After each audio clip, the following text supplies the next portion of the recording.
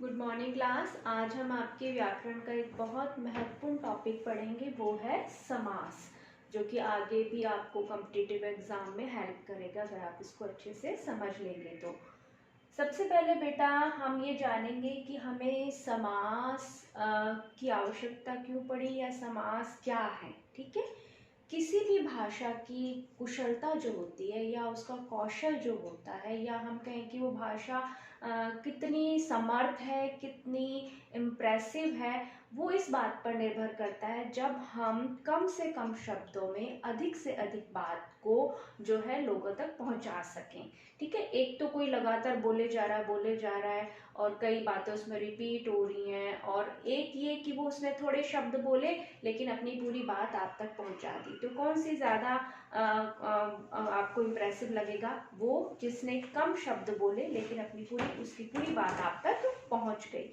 तो किसी भी भाषा की कुशलता उस पर निर्भर करती है जब हमारे पास जो है शब्द कम हो लेकिन उनको भावों को जो प्रकट करने का जो उनका जो कौशल है वो अधिक से अधिक हो। तो इस बात को ध्यान में रखते हुए जो है समास की उत्पत्ति हुई या समास बने।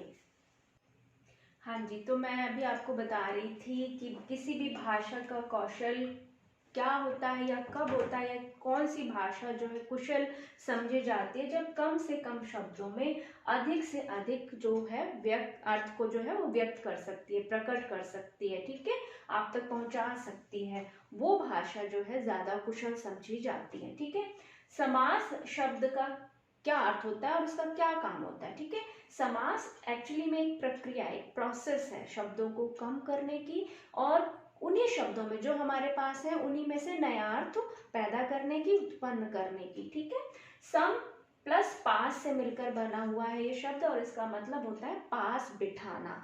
ठीक है, तो दो या दो से अधिक शब्द होते हैं, उन्हें हम पास बिठाते हैं और उनमें से जो हमें लगता है कि ये शब्द निकाले जा सकते हैं उनको हम निकाल देते हैं और उससे एक नया शब्द बना करके एक नया अर्थ पैदा कर देते हैं। यानी शब्द वही हैं, शब्द जो पहले से हमारे पास मौजूद है वो हैं, अलग अलग वो अपना अलग अर्थ दे रहे हैं। ठीक है, अलग अलग है तब वो अपना एक भिन्न अर्थ दे रहे हैं, लेकिन जब हमने उनको मिला दिया तो फिर वो एक नया अर्थ देने लगते हैं। ठीक है, तो शब्द तो हमारे पास लिमिटेड जो थे वो है, उन्हीं से हमने नए शब्द बना लिए और वो नया अर्थ देने लग गए। तो शब्द तो कम रह गए लेकिन भाषा की कुशलता जो है वो बढ़ गई। तो यही काम किसका होता है? समास का। समास याद रखिए एक प्रक्रिया है, एक प्रोसेस है शब्दों को कम करने की।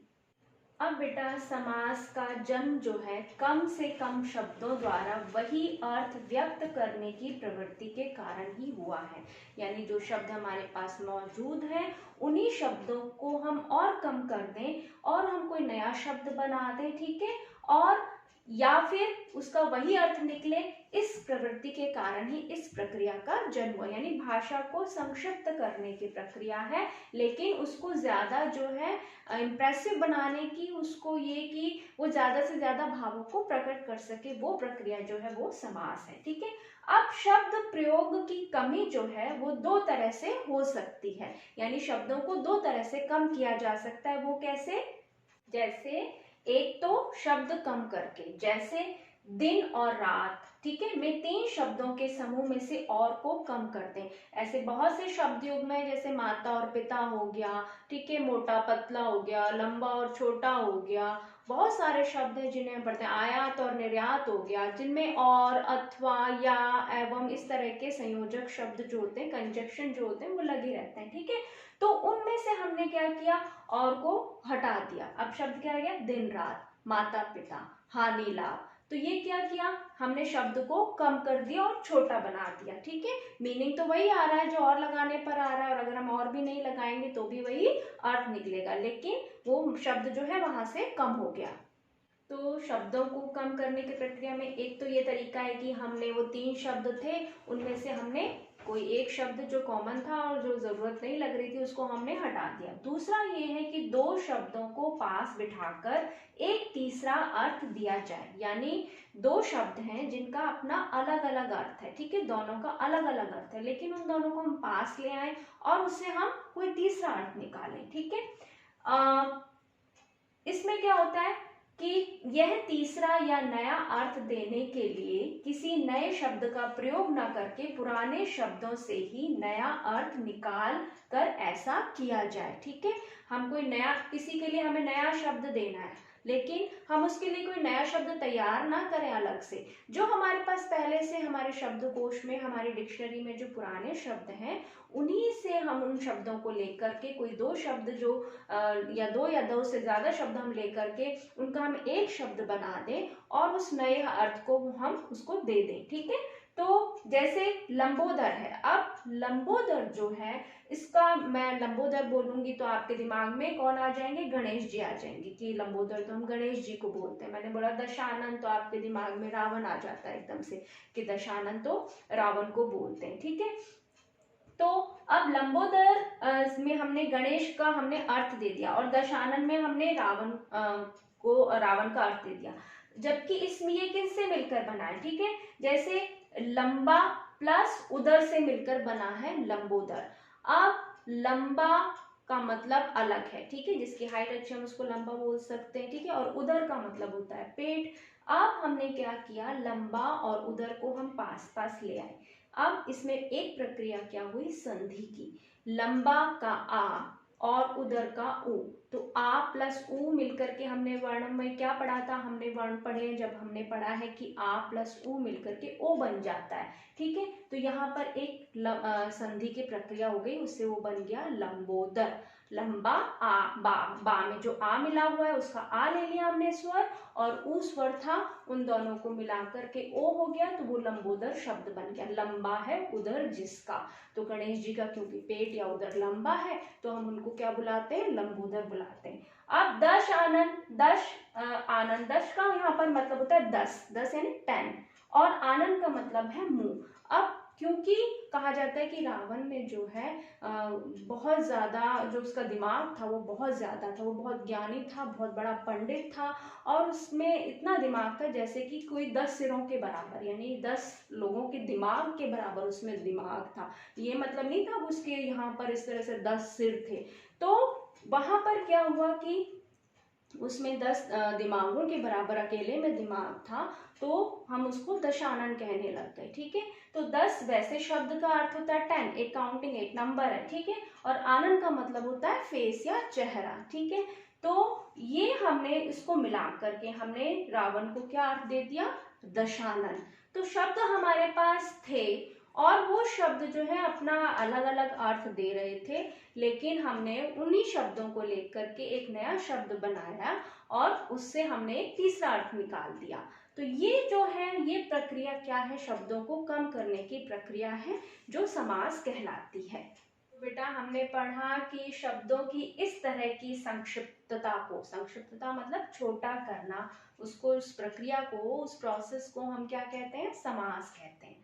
अब जैसे मैं आपको बता रही थी कि लंबोदर में लंबा, लंबा का हमने बा में क्या है, बा व्यंजन में आ मिला हुआ है, आ स्वर, तथा उदर, उदर खुद अपने आप में ऊ में क्या है, ये है स्वर। ठीक है, तो लंबा में से आ स्वर निकला इस व्यंजन में से, और इधर से ऊ, और आ और ऊ मिलने से क्या बन गया, ओ बन गया। ठीक है, किंतु लंबा है उदर जिसका एक शब्द समूह है, एक ग्रुप है। ठीक है, तथा जिसका शब्द को, ठीक है और जिसका शब्द को इसमें कम किया गया है, यह शब्दों को कम करना ही समास की प्रक्रिया है। ठीक है, ये क्या है, एक प्रोसेस है, एक प्रक्रिया है। अब बेटा इसमें जो है, इस प्रक्रिया में दो प्रोसेस मतलब हुए, दो क्रियाएं हुई, दो काम हुए।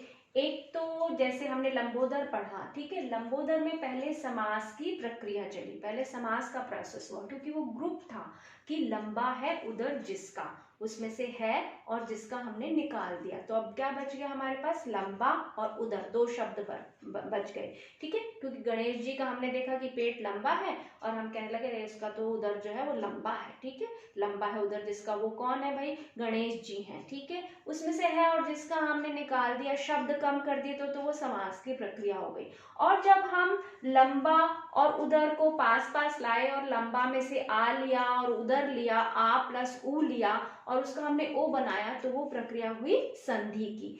तो कुछ शब्द तो ऐसे हैं जिनमें क्या होता है कि समास और संधि दोनों की प्रक्रियाएं होती हैं, दोनों प्रोसेस होते हैं, जैसे लंबा और उदर। लेकिन जो हमने पहले पढ़ा था दिन और रात है, या माता और पिता है, या हानि और लाभ है, तो इनमें हम क्या कर रहे हैं, इसमें सिर्फ समास की ही प्रक्रिया है, संधि की नहीं है।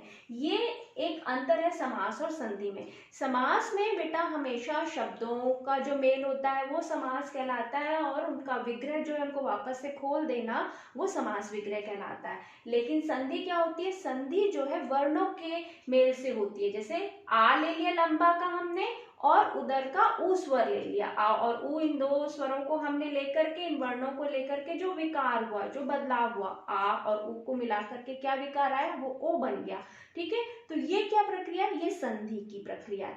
तो समास जो है वो शब्दों का मेल होता है या शब्दों का विग्रह होता है, और संधि में जो है वर्णों के विकार से जो होती है वो संधि होती है। मतलब इसमें वर्णों का खेल है और इसमें शब्दों का खेल है। ये मुख्य अंतर होता है समास और संधि में। ठीक है, अब पास पास लाकर बनाए जाने वाले यौगिक शब्दों को समास पद, समस्त पद या समास युक्त शब्द कहते हैं। मैं आपको शुरू से कह रही हूँ कि समास जो है वो एक प्रक्रिया है। ठीक है, उसको आप अगर कोई शब्द आपने तैयार कर लिया, जैसे आपने लंबोदर तैयार कर लिया, दशानन तैयार कर लिया, दिन रात तैयार कर लिया, तो वो जो ये जो शब्द तैयार हुए ये समास नहीं कहलाएंगे। इनको आप क्या कहेंगे, ये यौगिक शब्द बन गए। ठीक है, यौगिक शब्द का क्या मतलब होता है, योग के बेटा 3 मीनिंग होते हैं। जब हमने कबीर को पढ़ा था तब हमने योग का पढ़ा था कि हठ योगी साधना हो गई।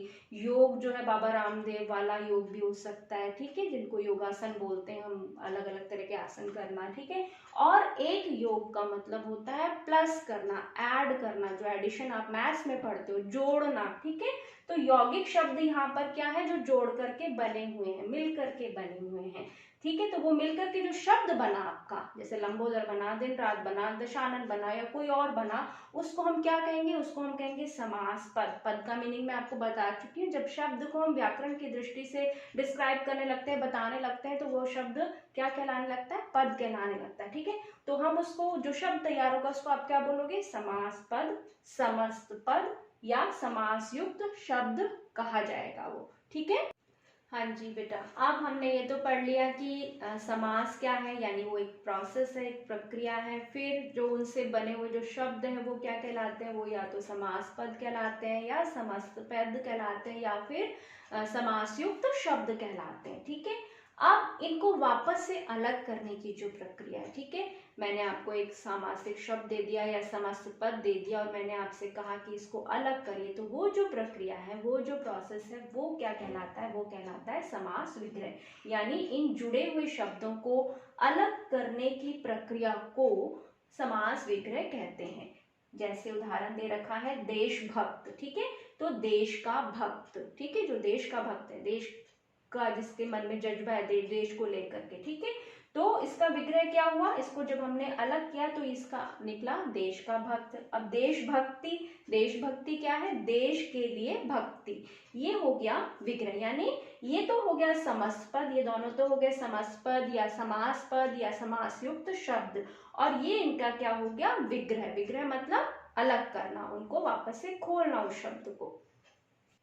अब बेटा समास में हमें जो ध्यान देने वाली बात है वो क्या है, ठीक है, इसमें जो है समास में प्राय दो शब्दों का योग या मेल होता है। योग का मीनिंग मैंने आपको बता दिया, यहाँ पर क्या है, ऐड करना या प्लस करना। ठीक है, तो वो मिलते हैं। ठीक है, उन दो शब्दों में से किसी एक शब्द का अर्थ प्रमुख होता है। ठीक है, उनमें से जब हम जो 2 या 3 शब्द हम मिला रहे हैं, उनमें से एक होगा जो मुख्य होगा, मेन होगा। ठीक है, और दूसरा जो होता है वो उसमें प्रधान नहीं होता है, मेन नहीं होता है। तो ठीक है, उसमें जो पहला पद होता है या पहला जो शब्द होता है उसको हम पूर्व या पहला पद कहते हैं। ठीक है, और जो बाद वाला होता है उसको हम उत्तर या बाद का पद कहते हैं। ठीक है, वैसे पूर्व पद या उत्तर पद कहलाता है वो। ठीक है, तो क्या होता है कि पूर्व का मतलब हो गया पहला, और उत्तर का मतलब या जवाब नहीं है या दिशा नहीं, उत्तर मतलब बाद में, क्योंकि ये कौन से शब्द है, अनेकार्थी शब्द है। ठीक है, पूर्व मतलब पहला और उत्तर मतलब बाद का। तो क्या होता है कि किसी समास में तो पहला पद प्रधान होता है। पहचान करने के लिए इस चीज को जानना जरूरी है कि कौन सा समास है, ठीक है। तो किसी समास में पहला पद प्रधान होगा या पूर्व पद प्रधान होगा, मेन होगा। किसी समास में उत्तर या बाद वाला प्रधान होगा। कोई समास ऐसा है जिसमें दोनों इक्वल पोजीशन पर होंगे, ठीक है, वो मैं आपको आगे बताऊंगी। और कोई समास ऐसा भी है जिसमें ये दोनों पद प्रधान न होकर के कोई तीसरा अर्थ जो है वो प्रधान हो जाता है, ठीक है। ये किस लिए समझना जरूरी है कि जब आपको पहचानने को आए कि किस समास का उदाहरण है, तब आपको ये चीजें जाननी जरूरी है, जिससे आप पहचान कर सकते हो। अब बेटा समास के कितने भेद हैं? समास के 6 भेद होते हैं, 6 भेद होते हैं। उनमें एक है अव्ययीभाव समास, दूसरा है तत्पुरुष समास, तीसरा कर्मधारय समास, चौथा है बहुव्रीहि समास, पांचवा है द्विगु समास, छठा है द्वंद्व समास। यानी ये 6 भेद हैं जो हम पढ़ेंगे। इसमें जो है बेटा अव्ययीभाव समास, तत्पुरुष समास और द्वंद्व समास को हम एक बार में पढ़ेंगे, और कर्मधारय समास, बहुप्रिय समास और द्विगु समास को हम एक साथ पढ़ेंगे। इसका एक रीजन है कि ये तीनों में एक चीज होती है जो कॉमन होती है, ठीक है, और ये तीनों अपना अलग अलग महत्व रखते हैं। तो ये 6 समास हैं और उनको हम आगे जो है विस्तार से पढ़ेंगे। और आज हमने क्या पढ़ा? हमने पढ़ा कि समास क्या है, समास किस लिए उसकी आवश्यकता पड़ी। इसकी आवश्यकता भाषा की कुशलता को बढ़ाने के लिए हमें समास की आवश्यकता पड़ी, ठीक है। समास एक प्रक्रिया है जिसमें शब्दों को कम किया जाता है, या जो मौजूद शब्द हैं, जो उपलब्ध शब्द हैं, जो हमारी डिक्शनरी में ऑलरेडी है, उन शब्दों से कोई नया अर्थ जो है पैदा किया जाता है, उत्पन्न किया जाता है। इस वजह से जो है समास की प्रक्रिया जो है हमने अपनाई। फिर हमने पढ़ा कि वो शब्दों को कम करने की प्रक्रिया 2 तरह से हो सकती है। एक तो हमने शब्दों को कम कर दिया, एक हमने उसमें जो है वर्णों को मिला करके, 2 शब्दों को मिला करके जो वर्णों में जो विकार हुआ, संधि वाला जो विकार हुआ, उससे हमने एक नया अर्थ दे दिया, ठीक है। तो ये 2 तरह से इन शब्दों को हम कम कर सकते हैं। कोई जरूरी नहीं कि हर समास में समास की प्रक्रिया भी हो और संधि की प्रक्रिया भी हो। जैसे लंबोदर में तो पहले समास की प्रक्रिया हुई, यानी हमने शब्दों को कम किया, फिर जो 2 शब्द हमें मिले उसमें हमने संधि करके एक नया अर्थ पैदा कर लिया, ठीक है। और जैसे दिन रात और दूसरे जो शब्द युग में, उनमें हमने क्या किया, शब्द को निकाल दिया और वो जो जरूरी शब्द थे उनको हमने रख लिया, ठीक है। फिर हमने पढ़ा कि जो समास होता है उसमें जब वो समास से जो हमने जो शब्द बनाया, शब्दों को जोड़ करके, वो समस्त पद कहलाते हैं, या समास युक्त शब्द कहलाते हैं, या समास पद कहलाते हैं।